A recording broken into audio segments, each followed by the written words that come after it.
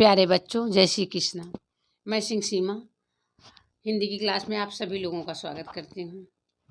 बच्चों, हिंदी विषय 2022 paper pattern तो मैंने आपको समझाया ही था, लेकिन आज मैं हिंदी मीडियम के जो भी बच्चे हैं, हिंदी लिए हैं, आरोह बुक भाग 2 से जो भी हमारे इम्पॉर्टेंट प्रश्न हैं वो आपको यहाँ पे मैं बता रही हूँ कि इसमें पार्ट 1 से 17 तक काव्यखंड एंड गद्यखंड है बच्चों। तो मैं आप लोगों को इसमें बता रही हूँ कि कौन सा क्वेश्चंस 2022 के या फिर लैंग्वेज हिंदी में आपका आने ही वाला है। तो आप इसको देखिए बच्चों और इसको आप पढ़िए और आपका 100 में 100 मार्क्स भी फिक्स ही आएगा। आप देखिए बच्चों, पाठ 10 नेताजी का चश्मा विभाग ए से स्टार्ट में कर रही हूँ बच्चों। विभाग ए एंड विभाग बी का मैं क्वेश्चन डाली हूँ, क्योंकि विभाग ए और विभाग बी में से गद्य विभाग एवं पद विभाग आएगा, विभाग सी व्याकरण रहेगा, विभाग डी में निबंध रहेगा, अपठित गद्यांश रहेगा। उसका मैं नेक्स्ट वीडियो में आपको बताऊँगी। तो विभाग ए गद्य विभाग में देखिए नेताजी का चश्मा, जिसके लेखक स्वयं प्रकाश जी हैं। तो इसमें प्रश्न इम्पॉर्टेंट सबसे है, मुख्य चौराहे पर किसकी प्रतिमा लगी थी, वह किससे बनी थी बच्चों, और मूर्ति कितने फुट ऊंची थी। जो चौराहे पर प्रतिमा लगी तो कितने फुट ऊंची थी, 2 फुट इसका आंसर होगा। आप लोग को बुक में या पीडीएफ में जो भी आपको डाइजेस्ट होगा उसमें सारे के आंसर दिए होंगे बच्चों, आप उसको लीजिए, देख लीजिएगा। अगला क्वेश्चन है, सेनानी न होते हुए भी चश्मे वाले को कैप्टन क्यों कहते थे। अगला क्वेश्चन है, वह लंगड़ा क्या जाएगा फौज में, पागल है पागल। कैप्टन के प्रतिपान वाले की टिप्पणी पर अपनी प्रतिक्रिया लिखिए। पाठ 10 का बच्चों ये आपका इम्पॉर्टेंट क्वेश्चन है। अगला है पाठ 11 बाल गोविंद भगत रामवृक्ष बेनीपुरी द्वारा लिखा गया है। इसमें एक इम्पॉर्टेंट क्वेश्चन है, भगत के पुत्रवधू उन्हें अकेले क्यों नहीं छोड़ना चाहते थे। अगला है, धान की रोपाई किस महीने में होती है। अगला, बाल गोविंद भगत के पुत्र वधू की क्या विशेषता थी। इसमें 3 क्वेश्चन इंपॉर्टेंट है बच्चों, इसको आप लोग जरूर देख लीजिएगा। पाठ 12 लखनवी अंदाज यशपाल, लेखक को नवाब के किन किन हाव भावों से महसूस हुआ कि वो उनसे बातचीत करने के लिए तनिक भी उत्सुक नहीं है। इसमें का ही क्वेश्चन बच्चों वेरी इंपॉर्टेंट है लखनवी अंदाज का। और पाठ 13 मानवी करुणा की दिव्य दमक, सुरेश्वर दयाल सक्सेना जी हैं इसके लेखक। फादर बुल्के की मृत्यु किस रोग से हुई थी, जहरवाद से हुई थी, आप बुक में देख लीजिएगा। फादर बुल्के अपनी माँ को चिट्ठियाँ किसे दिखाते थे। अगला, फादर बुल्के को अपनी माँ से बेहद प्यार था, ऐसा आप कैसे कह सकते हैं। और ससंदर्भ व्याख्या आएगा बच्चों गद्य विभाग में, जिसमें नम आँखों को गिनना स्याही फैलाना है। अगला है, फादर को याद करना एक उदास संगीत को सुनने जैसा है बच्चों। इसमें ससंदर्भ लिखा जाएगा, जैसे मैंने बताया है कि प्रस्तुत पंक्ति हमारी पाठ्य पुस्तक आरोह भाग 2 से लिया गया है और इसके लेखक सुरेश्वर दयाल सक्सेना जी हैं। आप इन दोनों को जरूर याद कर लीजिएगा कि किस पाठ से है और इसके लेखक कौन है। पाठ 14 एक कहानी है अभिमन्यु भंडारी, बचपन में लेखिका कैसी थी, वह कौन सी घटना थी जिसके बारे में सुनने पर लेखिका को अपनी आंखों पर विश्वास हो पाया न कानों पर। अगला है, लेखिका को अपने पिता के वैचारिक टकराव को अपने शब्दों में लिखिए। बच्चों ये आपका क्वेश्चन था और आप इसको जो है ध्यान से देखिएगा बच्चों और ध्यान से इसको आप पढ़िएगा। अगला क्वेश्चन से बच्चों देखिए, मैंने आपको बताया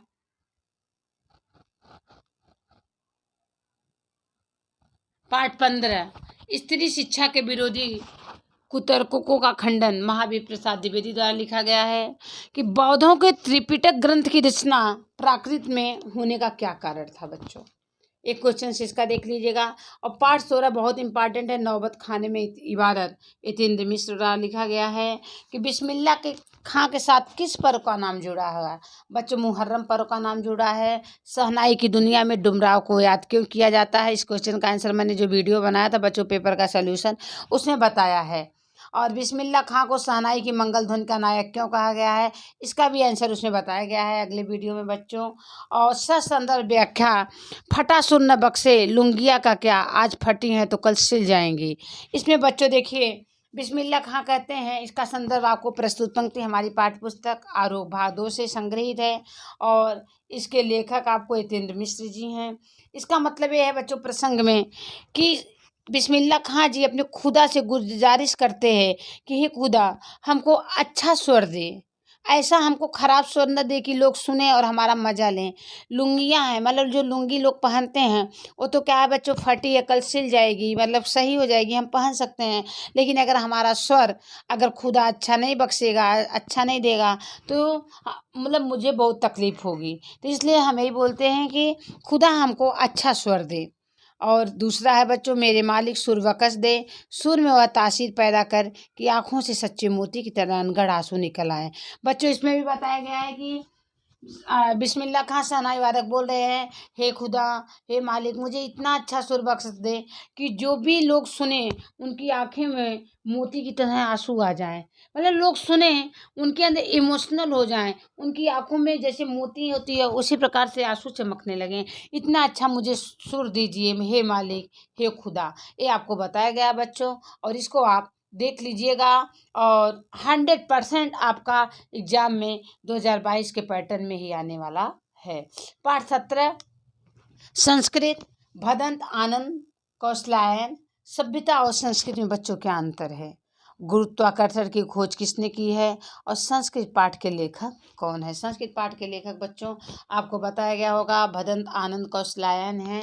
और एक क्वेश्चन आएगा बच्चों, रचनाकार दिया रहेगा और रचना दिया रहेगा, आपको मैचिंग करना पड़ेगा। मैं तो बच्चों सेम सामने सामने लिख दी हूँ, लेकिन आपको जो पेपर में आएगा, जो मैंने पेपर पहले वीडियो में डाला सोल्यूशन, वैसा आएगा कि सामने सामने नहीं लिखा रहेगा, आपको मैचिंग करना पड़ेगा। तो आप बच्चों इसको जितने भी गद्य के लेखक हैं सब आप लोग लर्न कर लेना। स्वयं प्रकाश जी ने नेताजी का चश्मा लिखा है, राम वृक्ष बेनीपुरी बाल गोविंद भगत, यशपाल लखनवी अंदाज, मन्नू भंडारी एक कहानी है वे, महावीर प्रसाद द्विवेदी स्त्री शिक्षा के विरोधी, कुतर्कों का खंडन, यतीन्द्र मिश्र नौबत खाने में विवादत, भदंत आनंद कौशलायन संस्कृत।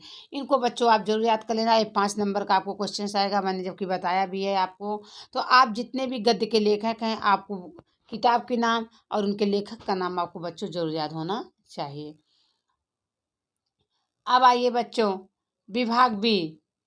विभाग बी में बच्चों हम अब पद्य विभाग आ जाता है। विभाग ए में हमारा गद्य विभाग होता है और विभाग बी में हमारा बच्चों पद्य विभाग आता है, काव्य खंड। अब इसमें हमारा देखिए पाठ 1 में जो भी जितने पाठ हैं हमारे कौन कौन से क्वेश्चंस इंपॉर्टेंट है, कौन कौन का संदर्भ व्याख्या आ जाएगा, मैंने उसके मार्क्स वेटेज क्वेश्चंस यहाँ पर आपको दिए हैं। काव्य खंड में पाठ 1 पद्य सूरदास जी द्वारा लिखा गया है और इनकी भाषा बच्चों क्या है, ब्रज भाषा है। ससंदर्भ व्याख्या बच्चों, उधो तुम हो अति बड़भागी ज्यों पागी। आपको आएगा इसका लिखने को, हमारे हरिहारिल की लकड़ी मन चक्री। ये आप दोनों पद्य को आप जरूर देख लीजिएगा, 100 का 100% श्योर आपको इस बार एग्जाम में आने वाला है। और इसमें भी संदर्भ लिखना है बच्चों, जैसे बताया अभी गद्य में बताया, प्रस्तुत पंक्ति हमारी पाठ्य पुस्तक आरोह भाग 2 से संग्रहित है। इसकी रचनाकार सूरदास जी हैं। लास्ट में व्याख्या करने के बाद प्रसंग लिखने के बाद बच्चों काव्य विशेष में काव्य सौंदर्य में लिखना है, जैसे इसकी भाषा कौन सी है बच्चों, ब्रज भाषा है, जैसे अनुप्रास रूपक अलंकार का प्रयोग किया गया है, ऐसा भी आपको लिखना है। अगला प्रश्न देखिए, उदो की व्यवहार की तुलना किस किस से की गई है? बताया गया है इसका आंसर, गोपियों के अनुसार राजा का धर्म क्या होना चाहिए? सूरदास ने हारिल की उपमा किसके लिए दी है? गोपियों की तुलना किससे की गई है? गोपियों को एक संदेश कैसा लगता है? गोपियों ने उदो को बड़भागी बच्चों क्यों कहा है? पाठ 1 के इम्पॉर्टेंट क्वेश्चन थे और पाठ 1 और पाठ 2 काव्य खंड का बहुत ही महत्वपूर्ण पाठ है बच्चों। पार्ट 2 में है राम लक्ष्मण परशुराम संवाद, तुलसीदास द्वारा लिखा गया है, इसकी भाषा अवधी है। इसमें संदर्भ व्याख्या आएगा बच्चों, लखन कहा हसी हमरे जाना, सुनो देव सब धनुष समाना, रे सर सुनय सुभावना मोरा। दूसरा आएगा विहस लखन बोले मृदु बानी सहित अभिमाना। नेक्स्ट आएगा बहु धनु ही तोरी लड़काई। पार्ट 1 पार्ट 2 के आप संदर्भ व्याख्या को आप जरूर देखिएगा जो इसमें लिखा गया है बच्चों। प्रश्न आएगा कौशिक किसे मानक कहा गया है बच्चों? विश्वामित्र जी को कहा गया है। भृगवंश मुनि शब्द का प्रयोग किसके लिए किया गया है बच्चों? परशुराम जी के लिए किया गया है। परशुराम के क्रोध का मूल कारण क्या था? और बालक बोल बधो नहीं तो ही में कौन सा अलंकार है? अनुप्रास अलंकार है। लक्ष्मण ने वीर अध्याय के बच्चों क्या क्या विशेषताएं बताई हैं? पार्ट 2 के क्वेश्चन रहे बच्चों। पार्ट 3 में सवैया, पार्ट 3 सवैया कवि देव द्वारा लिखा गया है बच्चों। इसमें ससंदर्भ व्याख्या नहीं आएगा, लेकिन इसके क्वेश्चन आंसर बच्चों आएंगे। कवि ने ब्रज दुल्हा किसके लिए प्रयुक्त किया है? तो भगवान कृष्ण के लिए किया गया है। और अगला क्वेश्चन है बसंत को किस रूप में प्रस्तुत किया गया है बच्चों? बसंत को कामदेव शिशु के रूप में बच्चों प्रस्तुत किया गया है। बसंत को किस रूप में बच्चों प्रस्तुत किया गया है? कामदेव शिशु के रूप में प्रस्तुत किया गया है। आपने देखा विभाग बी का काव्यखंड, विभाग बी का भी आपको काव्यखंड और बताया जा रहा है बच्चों। यहाँ पर आप देखिए,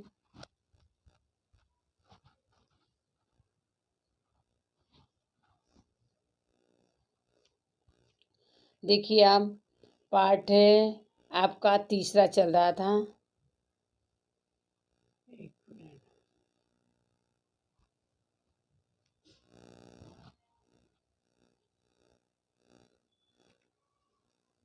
तो ब्रज दूल्हा किसे बोला गया है? कृष्ण को बोला गया है। पाठ 4 में बच्चों आत्मकथ्य, आत्मकथ्य जयशंकर प्रसाद द्वारा है बच्चों। ये भी आपका बहुत ही इम्पोर्टेंट पार्ट है।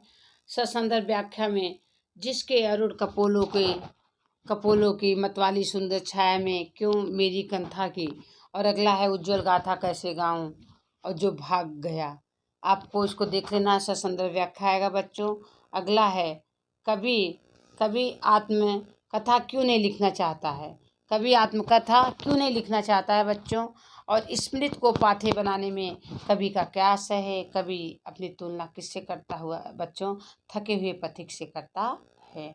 पाठ 5 उत्साह सूर्यकांत त्रिपाठी द्वारा लिखा गया है बच्चों। इसमें ससंदर्भ व्याख्या नहीं आएगा, लेकिन इसमें क्वेश्चन आंसर जरूर आएगा। उत्साह कैसा गीत है बच्चों? एक आह्वान गीत है जो बादल को संबोधित करता है। इसका उत्तर मैंने दे दिया है।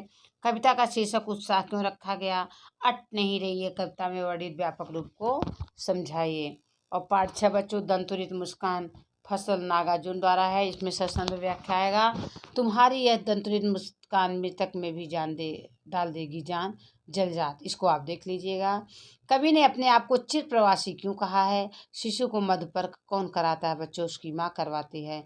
फसल कविता में कवि का क्या संदेश है? पाठ 7 बच्चों छाया मत छूना गिरजा कुमार माथुर जी द्वारा है लिखा। छाया मत छूना, इसमें भी ससंदर्भ व्याख्या आएगा बच्चों। प्रभुता का सरल बिंब रात कृष्णा है। इसको आप जरूर देखिएगा, ससंदर्भ व्याख्या के लिए आएगा। और एक क्वेश्चन बहुत इंपॉर्टेंट इसमें है बच्चों, मृग तृष्णा से आप क्या समझते हैं? यहाँ किसको मृग तृष्णा कहा गया है? मृग तृष्णा से बच्चों आप क्या समझते हैं? यहाँ पर मृग तृष्णा किसे कहा गया है?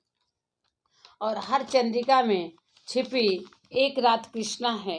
इस पंक्ति द्वारा कवि क्या बताना चाहता है? और भूली बिसरी याद क्या बताना चाहता है बच्चों?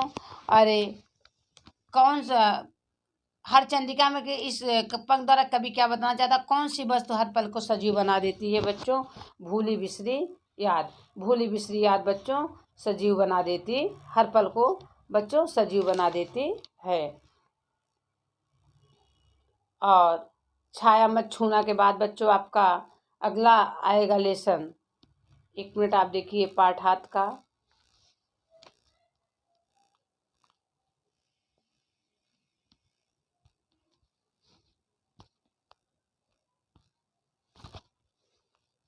पाठ 8 का है बच्चों माँ को अपनी बेटी अंतिम पूंजी क्यों लग रही थी? माँ को अपनी बेटी बच्चों अंतिम पूंजी क्यों लग रही थी?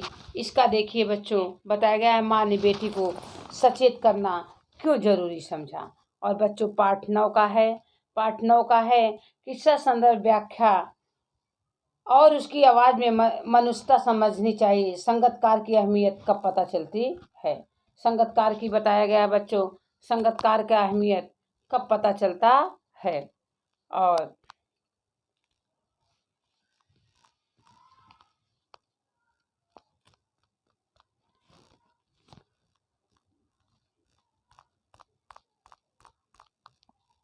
संगीतकार का अहमियत कब पता चलता है?